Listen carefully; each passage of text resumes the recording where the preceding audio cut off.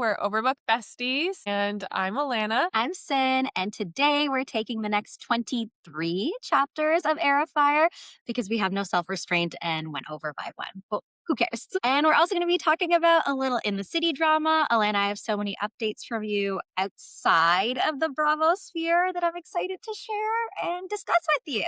All right. What did you think of these 23 chapters? I found this section of the book was maybe a little bit stop and go, but there were definitely some parts like Manon's relationship with Abraxos. Oh, Yeah.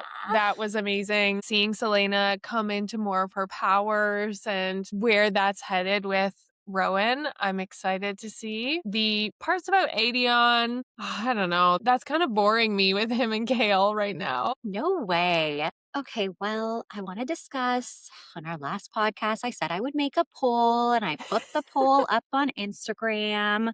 Yeah, And the where's it at? results, Where's it at?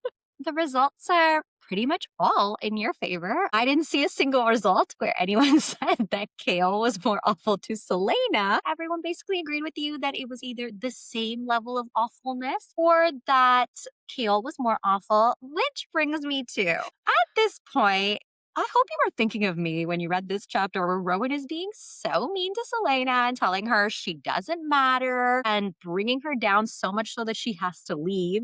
And everyone in the kitchen is telling him, like, you're breaking her down. So, what has Kale done that's worse than punching her in the face and that? You know, it's so funny you say that because I had the exact same thought when we read about Dorian calling Kale out for wanting Selena, but a changed version of her. And I was like, Sin, I hope you're reading this.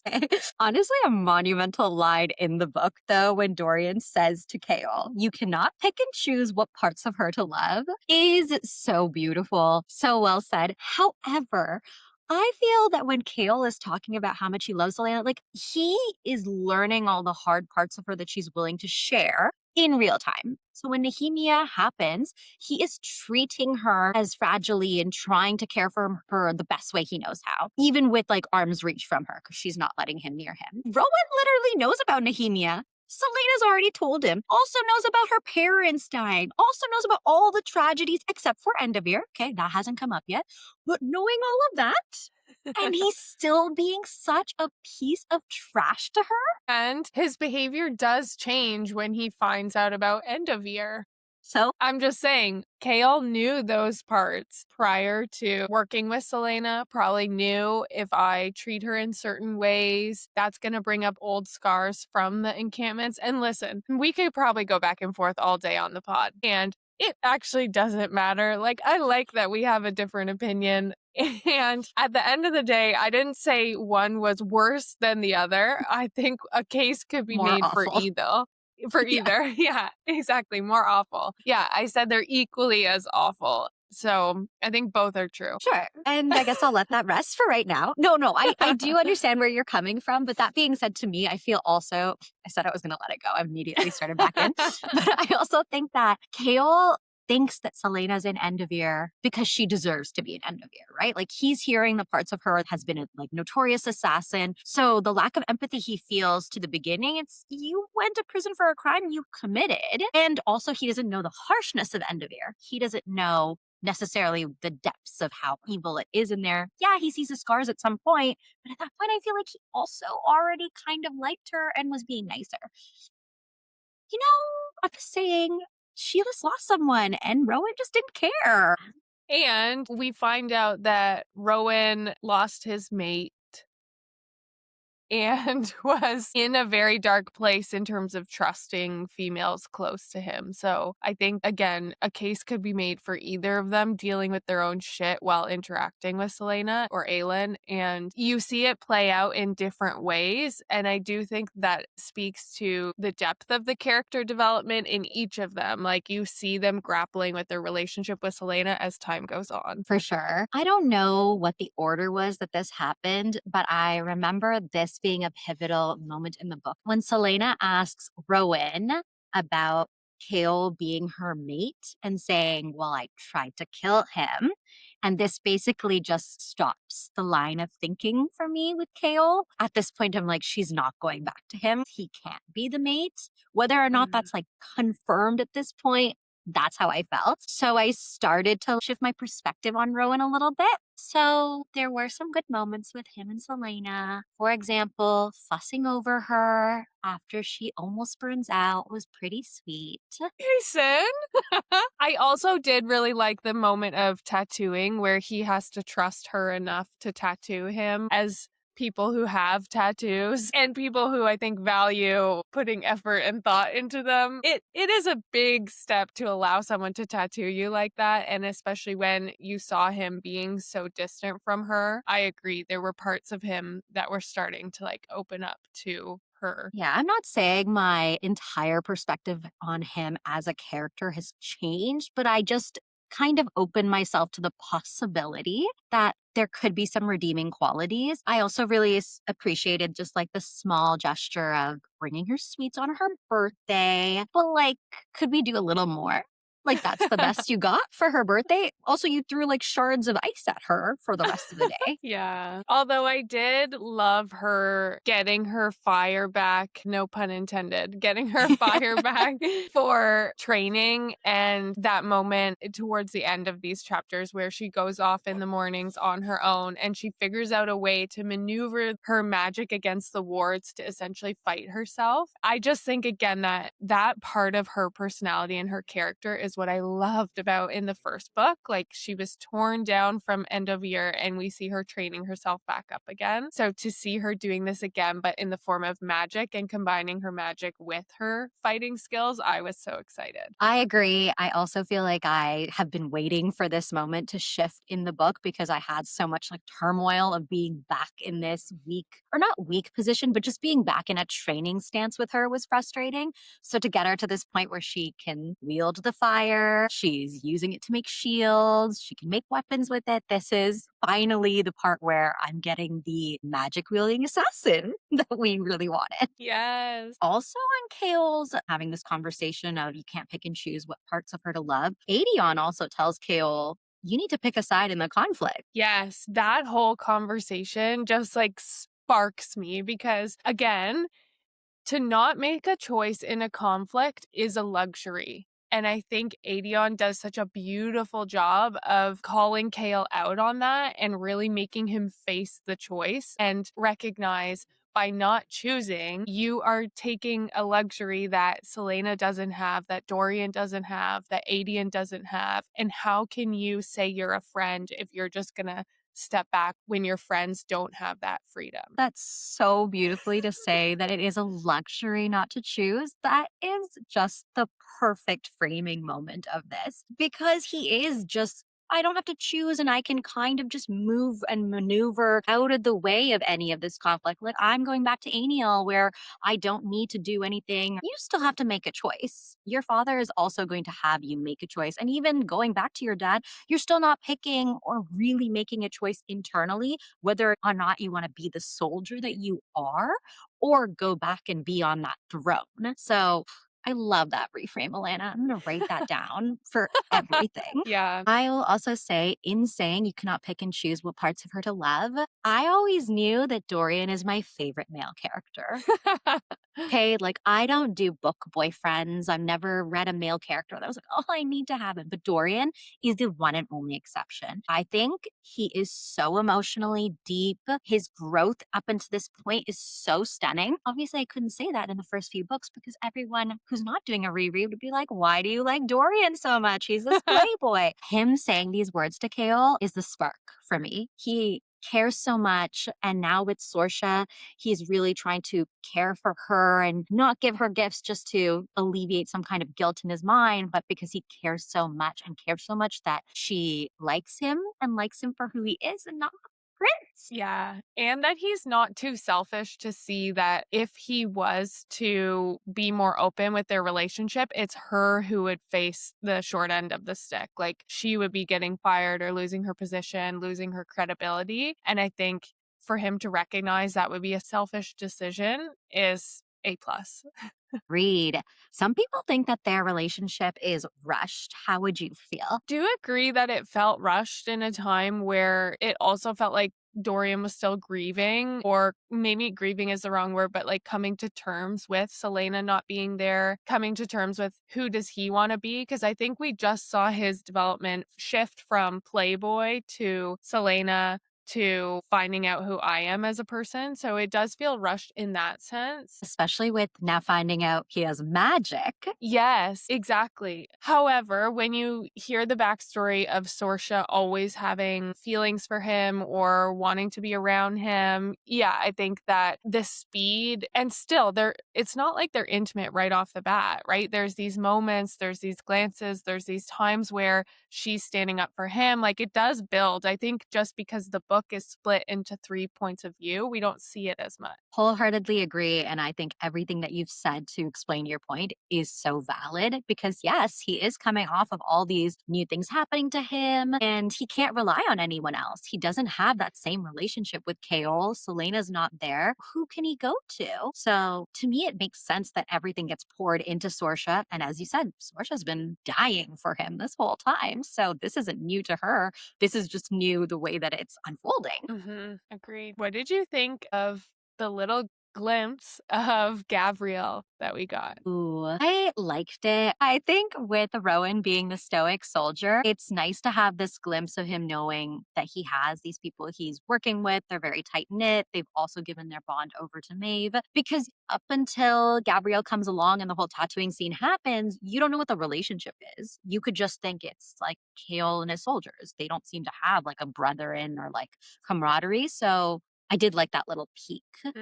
Yeah, and there was a little joking moment where Selena kind of says, "What if I was to court one of your friends?" or something like that. And I love that little banter moment between the two of them. Yeah.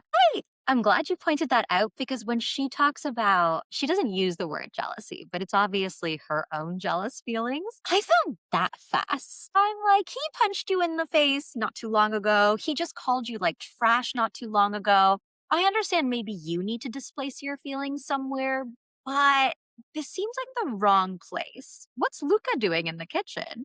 Like, just going out with this guy. He seems way nicer. Yes, I know. And there were some pieces that alluded to it, right? I think she speaks to, I physically could be with him as just somewhere to place those feelings, but I'm glad he's not reciprocating. And there's those moments with the other females where she's like, I was growling at people, like, what the heck? So I do think there's these moments that almost, as a reader, you feel like catch Selena off guard. And at the same time, I agree, it's a weird switch up. However, again, she goes from being so broken and then someone finally trying to take care of her, or when she thinks, oh, my magic's burnt out, and instead she actually just gives herself to the magic. Yeah, Rowan does put himself in danger to save her or take care of her. Okay, two things. One, Rowan saying, "Oh, you should have told me." I'm like, she literally says, "Can I go eat? Like, can I stop? Like, what more did you need?" Just keep going. Like, check in. Also, too, just going back to a Luca comment, when we were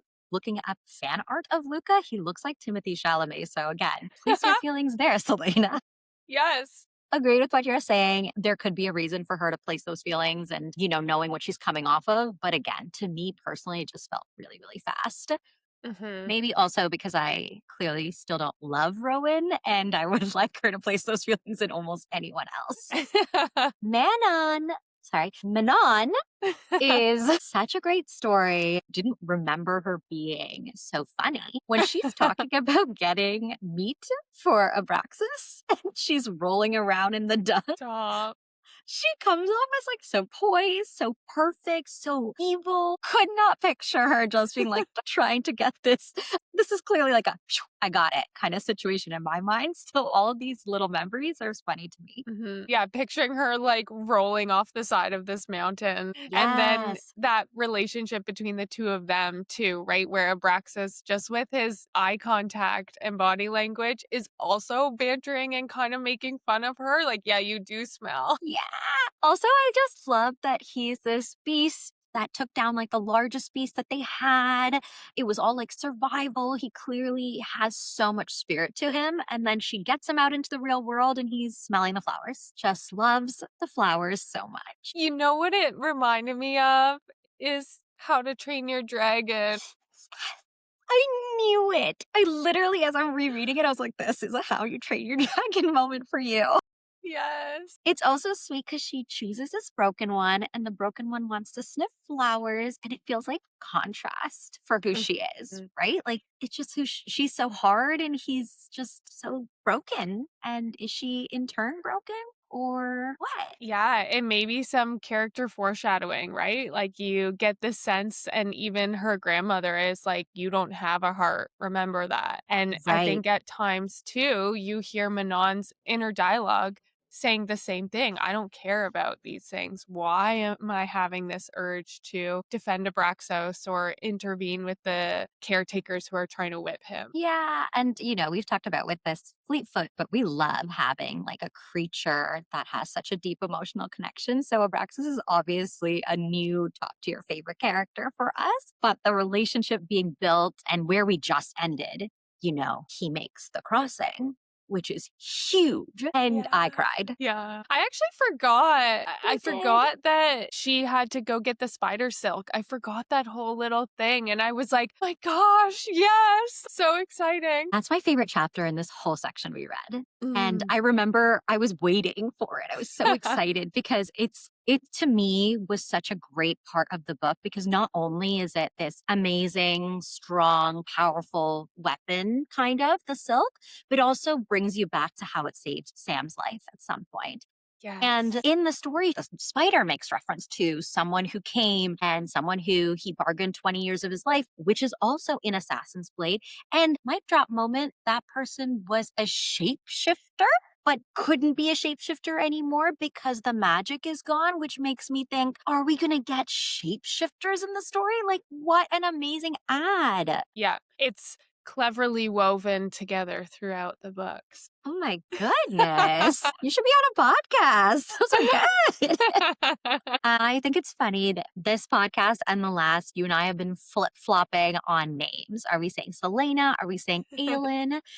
And one of the most pivotal parts of this story that was emotional for me this time and not emotionally for me last was she talks about in the cells of the mines that they were punished and that, it was so dark she couldn't see. And sometimes she woke up thinking that she was back in that place and how she kept telling herself, like, I am Selena Sardathian. And that recontextualizes who she is. It's not her being arrogant. And as we think about all of this happening at end of year and then the first two books and her clinging to being a Darlin's best assassin, it makes you realize like that's how she clung to her identity and how she kept herself together in the mines. So the reason she doesn't want to reframe as Aelin has so much more to do with all the things she survived away from her kingdom. It was super powerful. Hearing her explanation of if I was to have clung on to Aelin, I would have fallen into that pit of rage and tried to go into the dark well of my magic or something like that, where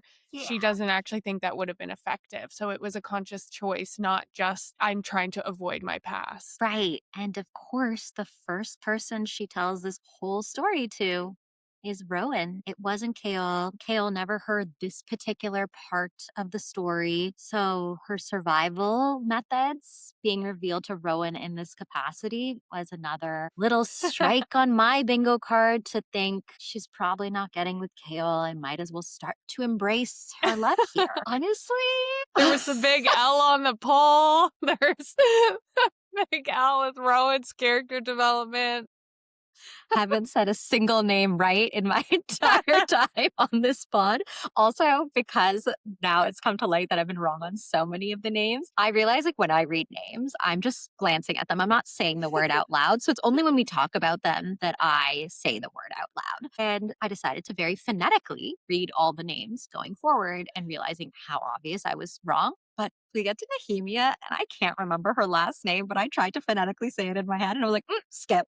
We'll just pass it along. I just want to say how normal that is, right? Like, we read books, we don't expect to be saying the names out loud. Even if we are communicating with a community of book lovers, it's usually that we're typing or texting it. So you are not alone in that. Yeah, but of course, I'm the one who decided to do a podcast about it where I would be saying it out loud. So I've made some poor choices. Okay, this is my last point for where we are in the book, but how is it that the king gave Selena a deadline? And how long has she been gone? Has it been less than a month? Because I swear he said when she gets to Wendelin, she has a month and then she has to come back. Or essentially, she had a month to assassinate the Ashriver member of the kingdom. So what's happening? Has he found out yet that she hasn't done anything? Literally had this thought. I think there was a sentence in the book of there were some royals who were coming to Wendelin, and so they couldn't go into the city or they couldn't do the training where they normally did it. And I was like, that makes sense because the king is probably sent his carrier pigeon being like, where is my assassin? And why are the royals not being assassinated? So I agree. What is our timeline here? So when we find out the timeline, I'm going to have more to say on how quickly this romance is progressing. Give me the evidence I need. Timeline people here. Speaking of which, the timeline of Amanda and West's relationship got brought What up a again. segue! You just watched the reunion. Tell me immediately. I was so surprised how Summer House focused the reunion of In the City was. I didn't hate it. I don't have anything negative that that's the way it was. I just was surprised. I wasn't ready. I think it was much needed because Amanda she did not really Engage? participate in the Yeah. reunion, you know? And so we had to come back. And I think Andy actually got a lot of slack online that people were saying, like, you didn't ask her about whether or not she was on beta blockers. So he reserved the question for this reunion. And she admits, yeah, she was on a beta blocker, but that's not why she was so withdrawn. Okay, I guess. Yeah, claps for Andy. I was very critical of his Summer House reunion hosting, and I think he did a much better job. He heard, I believe, the producers maybe heard the feedback and totally addressed the things that were, I think, allowed to be avoided. Him speaking directly to Amanda, him speaking directly to Kyle, calling him out on his bullshit. I was here for it all. Okay, big Andy moment for me. But essentially, Amanda looks Danielle in the eyes, gives her this amazing, heartfelt apology for all their transgressions. And Andy goes, why didn't you do that for Sierra? And And Amanda doubles down on the fact that she says, well, I was like being attacked or everyone was yelling at me, so I was overwhelmed. And thank God producers were like, cut it back to the clip. yes, Sierra just says, oh, she can say our names next time. She's like, oh, that's your reaction? agreed. And Yeah. Andy calls her out for that. So, Yes. yes, definitely claps for Andy. Beyond that, he even says, are you not closer friends? Do you not have more of a relationship with Sierra? Do you not think she deserved this level and more of an apology? Like, he was so blunt with it. I agree. Star Yeah, moment. he came in like guns blazing, bless him. You also got to see the last few episodes, which I don't think that you had last time. Mhm. But how did you feel about the dinner and the second wedding situation? Okay, again, I know we've talked about like reality TV isn't scripted, but there are moments where we think it is scripted. This to me was one of them. I felt like every person in there was just there to talk about the big drama. Like, we finally have each other face to face. Okay, you have to bring up this. Okay, you have to bring up that. Because I would never at a friend's celebratory wedding dinner, even if you thought it was bullshit, like, you're already married, who cares, would never get to the point that you are screaming across the table at someone totally unrelated to their relationship. And Yvonne even tries to redirect it, and Yeah. someone else brings it back to the arguments. Like, I couldn't. Okay, totally agree. That being said, I put myself in this position. I think you're absolutely right. If this is someone's wedding, I don't care what the concept is, whether it's a second wedding, whatever, you should be respectful. However, once the drama got started, I was kind of in Lindsay's camp because I understood that it was harder to say, okay, guys, like this is Yvonne's big day. Let's put it to the side and move on. She was activated. And I too would be activated if people were throwing things in my face and saying things about me. I now immediately have to retaliate because it's going to be Mhm. festering in me. Again, I don't think it's right, but I understand how it all played out. Mhm. What color was Danielle's dress? Okay, I do feel bad for her because 100% on my TV it looked white, and she did text Yvonne beforehand, and I can see from the other people's perspectives, like, if you're texting someone to be like, "Hey, is this okay?" You already feel on the fence about it, so I agree. You know, I was just gonna say that, but at a friend's wedding recently, I texted her a picture of the dress I got, and I was like, "Is this the vibe? Is this okay?" I was gonna say I've done it too because I've been to like a black and white wedding and I was like, does that mean that we can wear white or is it like a the guys can wear a white shirt? Like, what's the vibe? Mhm. I've texted and I'm fine with texting, but if you had to text that many people, that was like a red flag to me. And also for this particular occasion, I can understand why Yvonne was like, well, you texted me the day of. And also, it looked pink in the picture. It didn't in real life. And when you look at the picture, I kind of like scouted the background, but it kind of looks like the contrast is a little off on the back of the picture. So I almost was like, I don't want to accuse Danielle of editing the photo, but like, did she maybe just like use a filter to Yeah. make it look a little less white? Also, these are your closest friends. You are a person in the fashion yeah, allegedly. You are a person in the fashion world. You mean to tell me you have nothing else in your closet, even if it isn't your favorite thing, even if you feel like it's slightly toned down from the level of class you wanna bring to it? Come on. 100% agree. Also, before texting the bride, because this is all you have and it's the last minute and you've been so busy, you could also just text a friend and say, "Hey, can I borrow a dress?"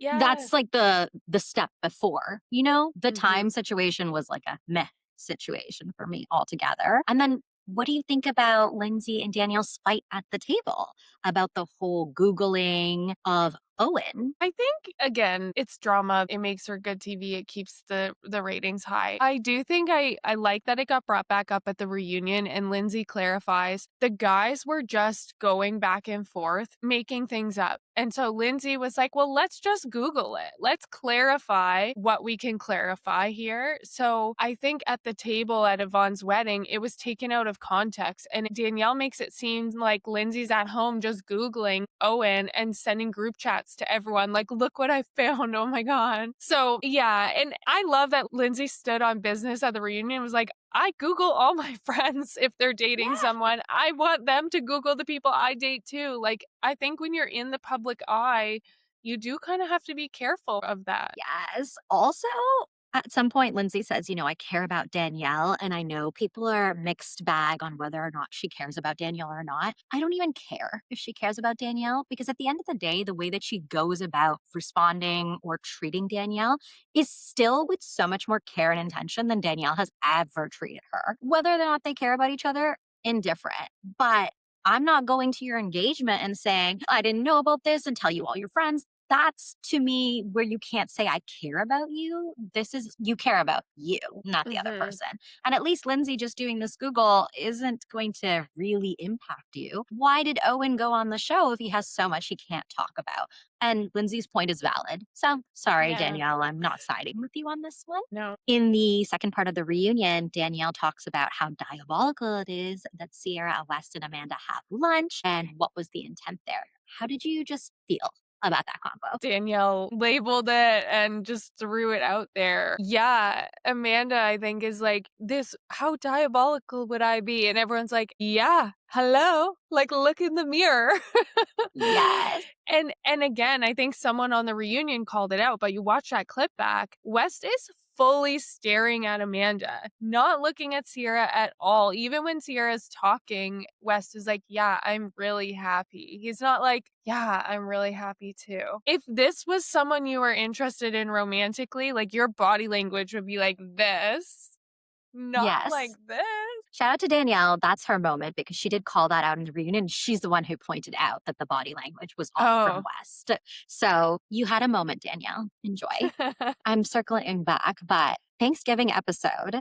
Oh my gosh. Okay, talking about the whole rooming situation. What's your take? You know, as someone who has organized and done friends events where there are bedrooms and things like that, of course, there is always a little bit of this friction when it comes to time to choosing rooms. And I do think in my mind, the order of room choice goes who organized, who's hosting, and then sometimes it's a free for all, sometimes it's pre planned. Sometimes it's like, hey, you've always gotten the smaller bedroom. This time you can get the bigger bedroom. So I do think, like, Right. situationally, that order changes. That house Yes. looked massive. So even if it wasn't the primary, I'm sure there were still very nice rooms. And they're two moms. Like, they're not here in a couple. So if they have to share a room, yeah, give them the biggest bed. They don't want to be on top each other. I'm totally with Lindsay on this one. I'm totally with Georgina on this one. She also never says I'm a single mom. They're just saying we're moms who are away from our kids for the first time in God knows how long. We just want a little bit of extra space. Totally valid for Whitney then to go and have this conversation. And again, this is where it's weird to me because I don't know what Whitney's relationship is with Lexi. Lexi. And are they super close? Are they tangentially close because she's now part of this group? Because Lexi is friends with Lindsay. So to go to Lexi and say, like, oh, I don't like how she plays the single mom card. I'm like, why didn't you go and talk to your man? This is the wrong person to be venting to. So that was like a tick to me. Also, listen, in some situations you might misremember a word. You added single in there, but then she doubles down with Danielle the very next day. And brings in the support system Lindsay has in place. Like, agreed, that was messy. I do wonder if Whitney thought Lexi's a newer person in the group. She's younger. Like, this could be my person in the group. So I'm going to like vent to her. And if she reciprocates, then like she's probably feeling the same way.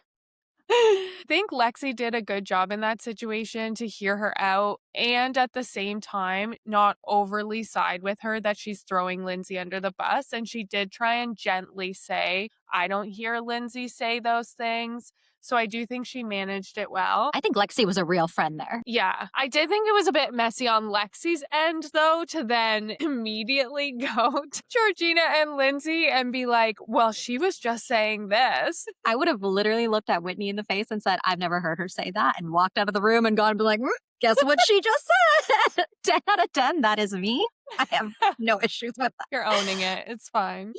And also, Danielle being a good friend towards Lindsay the very next day at the grocery store is also doubling down and saying, oh, well, this is not a good look. And maybe you should rephrase that. I think it's interesting when she goes to the reunion. I'm assuming lots of backlash. She says, the single mom wasn't the part. But in her apology, she later says, well, what did you say? Like, what was it that you said? And I'm like, you're trying to bring it back to this mom part, and that's not okay. Also, as you mentioned, bringing up the help that Lindsay has at home was just such a weird take. Even with all the help in the world, she's just expressing to you, hey, my home is like noisy. Like, these are unsaid words, but just put yourself in that position. Just wants a little extra space. As you mentioned, the house is massive. Like, there's lots of rooms for you guys to pick from. And she is one of the hosts. Why can't she just have that room first? Yeah, exactly. Even when Georgina and Lindsay say, like, well, we're taking the primary, Whitney and Kenny could have been like, okay, no problem. Yvonne, you guys get the next choice of rooms then. We'll give up our choice of rooms because it should have been our choice next. You go ahead. Exactly. Also, you guys are the ones who've made this decision and not told anyone ahead of time that you were going to give them this gift. So you can't now be upset that a decision's already been made. Do what you just suggested.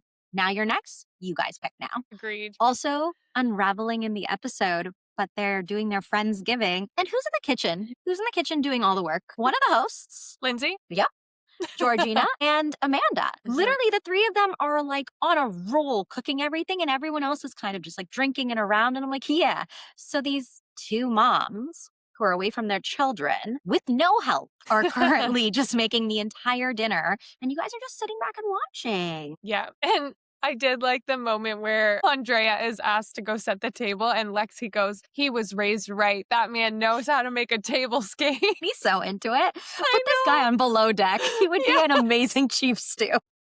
I agree. Let's have a crossover. That would be such a fun crossover to watch because all the guests would request like the weirdest things from Andrea. He has the look for it all. I really liked in the reunion, Georgina says to Kyle, you are getting away with the golden ticket here. The world loves you after this. You were about to be canceled. And it's interesting because even knowing all this, like Kyle, you have to have walked away realizing this has been the best thing that could have happened for your reputation.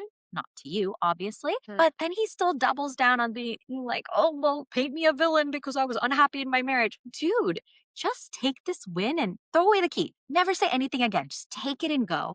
Yeah, he was still his usual self. I think we had a break from him saying those things for a little bit because the focus was so on West and Amanda. I am glad that Georgina said that. And even again, that Andy supported that conversation coming back to where Kyle's transgressions were. I also think, though, Amanda is just deflecting everything and is not taking ownership of her part in the Yes. relationship.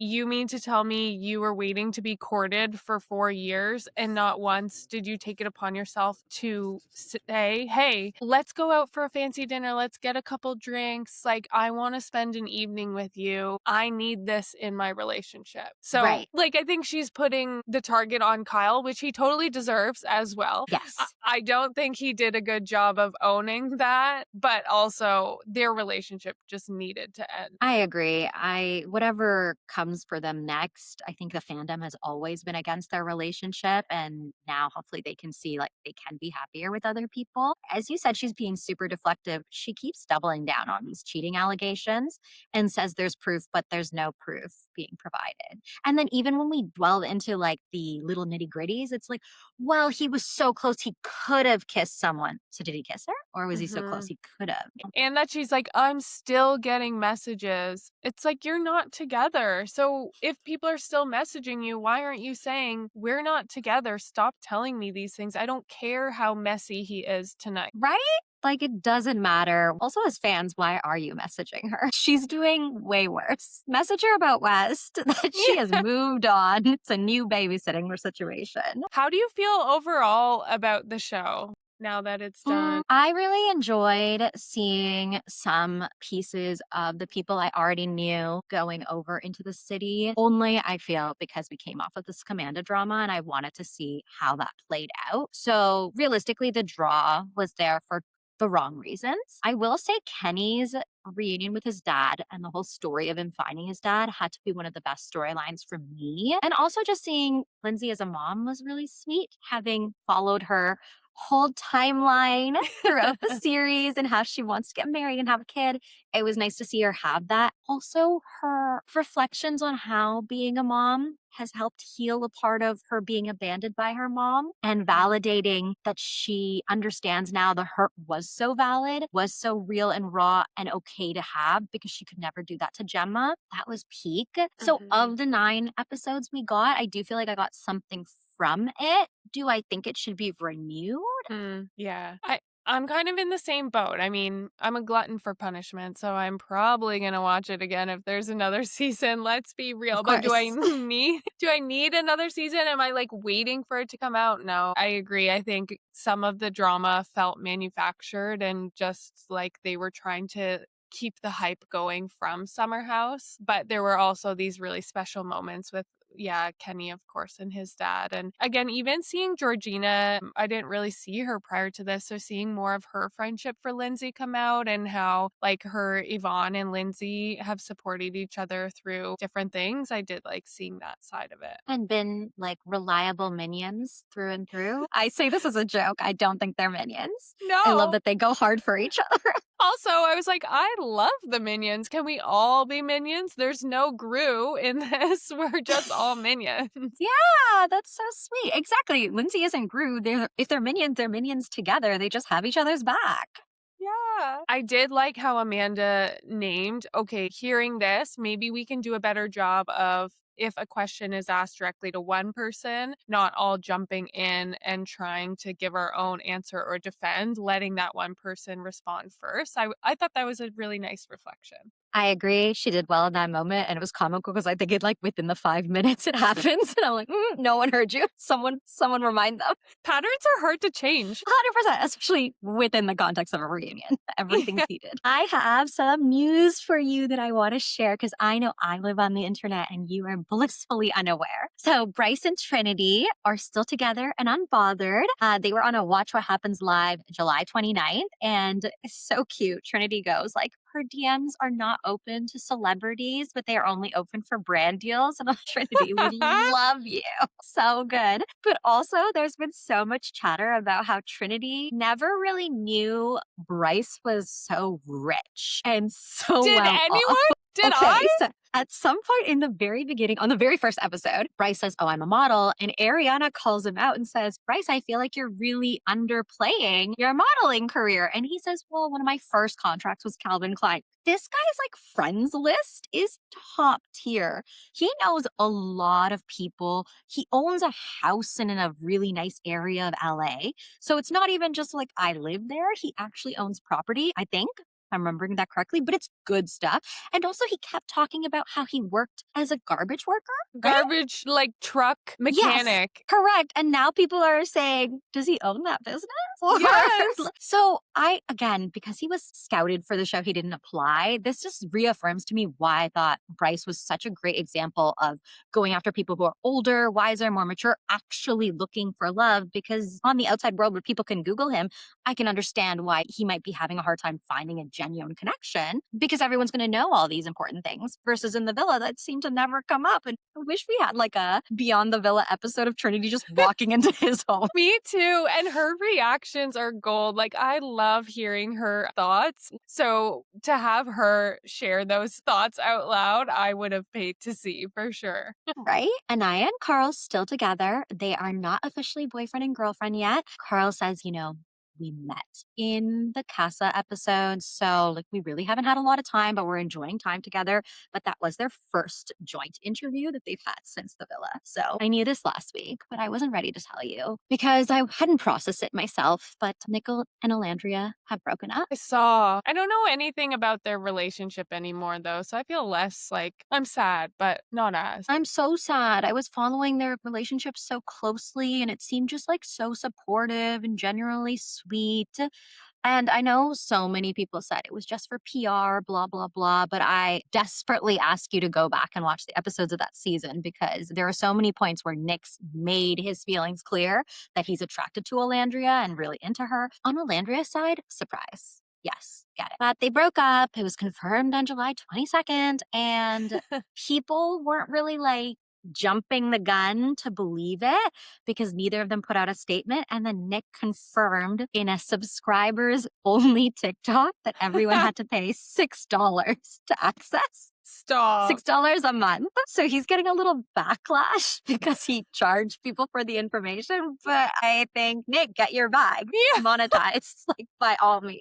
I mean, he went on a show to win money to find someone you love. Are we really surprised? And are we going to hate on it? It's $6. If you're desperate for the information, pay. Or wait, like I did. For the paying customers to then share the knowledge. Like, it's not that deep. But I really appreciate it because he said he didn't want to give them false hope, had heard the rumors and wanted everyone to know that they still support each other. I believe they're still following each other on Instagram. So it's not like a love loss situation. I just think incompatibility of how everything was going. Melanie and Sincere are still together. That surprises me. Same as it did me. Just a few days ago, July 27th, fans spotted them and they were out on a date in LA. So it looks like they're still in contact, which the reunion is filming soon. I think in the next few weeks, and then we're going to see it at the end of August. So Ooh. I guess we'll get more information on how that panned out. And Time will tell. yeah, now I want to go back to Summer House because shit's been hitting the fan. Really? Yeah. What? Okay. Do tell. So for Amanda's birthday, West posted a photo of her, and it is like AI generated from the face. It's so heavily made up with makeup, like clearly AI. There's no qualms about it. And he says, "Happy birthday, homegirl" in it. Takes it down. Then puts up HBD twin next story. What does twin stand for? Together we ignore negativity. Stop. If you're listening, I'm rolling my eyes, or I'm trying to. Ew. Like, what are you doing, West? I Why? think he is like a 14-year-old in a man's body. And for all her flaws, Amanda is a stunning individual. Why would you make her up with AI to have her heavily wearing makeup and look so different. That's gross. And she often, if she is wearing makeup, is very neutral. Like you can barely tell. So to go from that to could be AI just feels what? Super icky. Also, there has been this trend where every time Sierra gets something like big, let's say she was on the red carpet for, I can't remember, but they're the big awards or big red carpet affair. She was interviewing on that. Same day, Amanda posts something to her story, having been chronically offline. So it feels like she shades all of Sierra's, accomplishments with a quick little, look, I'm still here. Jesse Solomon has a show in New York City. And on the day of Jesse Solomon's show in New York City, Wes does a carousel of posts on Instagram, and one of them is with Jesse in it. You all know that the fandom is going to riot against Jesse for being seen in a photo with Wes. And Jesse comments and says, this is from before their joint statement.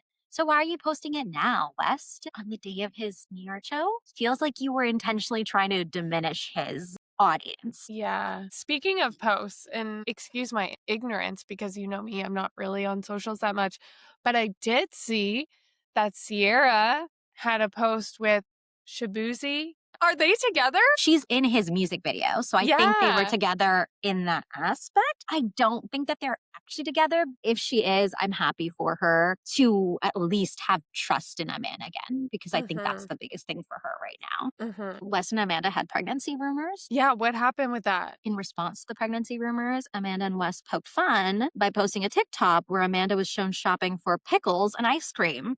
Pregnancy cravings. Again, I'm rolling my eyes. I think they need to hire a social media manager because they are making some poor decisions.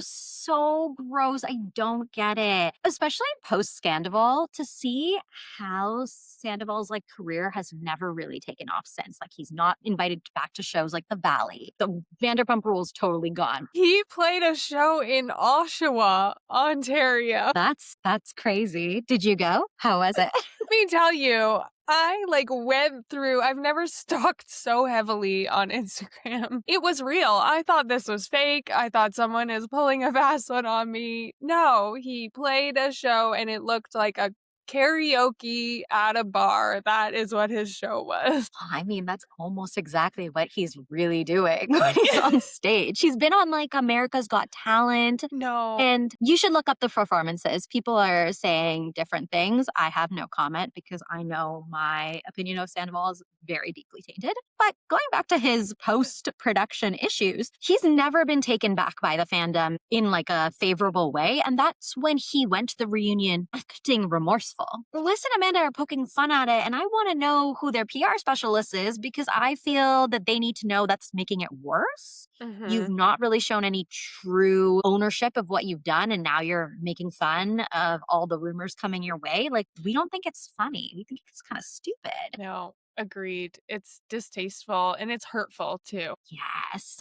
Okay, also earlier this month, there is a Bravo fan account that has literally been going after Lindsay. And Lindsay and them have been having a threads battle that is so worth looking into. But it was about the room situation. And Lindsay goes in and says, this is what was discussed. And the other person took down the post and reposted it. And Lindsay goes back saying, you took down the post after I commented on it. Interesting.